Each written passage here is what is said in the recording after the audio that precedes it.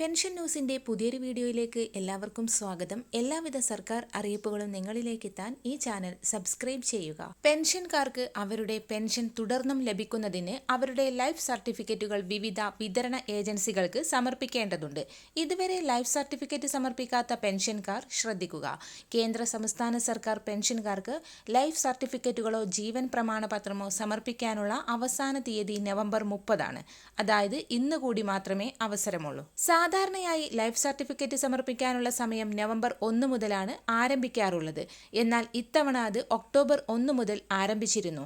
Life certificate ഇനിയും സമർപ്പിക്കാത്തവർ അവസാന നിമിഷത്തേക്ക് മാറ്റിവെക്കാതെ എത്രയും വേഗം സമർപ്പിക്കുന്നതാണ് ഉചിതം. ഇന്ന് സമർപ്പിച്ചിട്ടില്ലെങ്കിൽ പെൻഷൻ മുടങ്ങാനിടയുണ്ട്. എന്നാൽ ശ്രദ്ധിക്കേണ്ട ഒരു കാര്യം, പല കാരണങ്ങളാൽ സമയത്തിനുള്ളിൽ ലൈഫ് സർട്ടിഫിക്കറ്റ് സമർപ്പിക്കാൻ സാധിച്ചിട്ടില്ലെങ്കിൽ അടുത്ത മാസമോ അതിനുശേഷമോ സമർപ്പിക്കാം.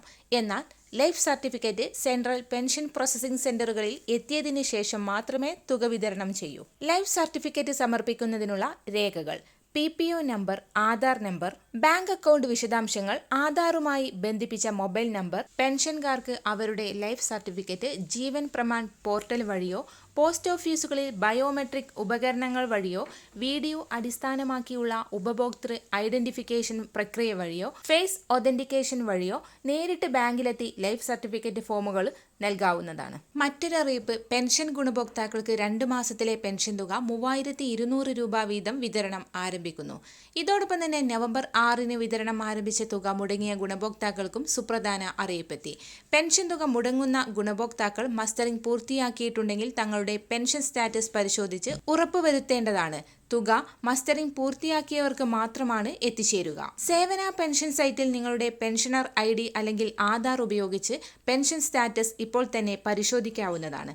മസ്റ്ററിംഗ് ചെയ്യാത്തവർക്ക് എല്ലാ മാസവും 20 വരെയുള്ള കാലയളവുകളിൽ ഇളവുകൾ അനുവദിക്കാറുണ്ട്. എല്ലാവിധ സർക്കാർ അറിയിപ്പുകളും തുടർന്നും നിങ്ങളിലേക്ക് എത്താൻ ഈ ചാനൽ സബ്സ്ക്രൈബ് ചെയ്യുക.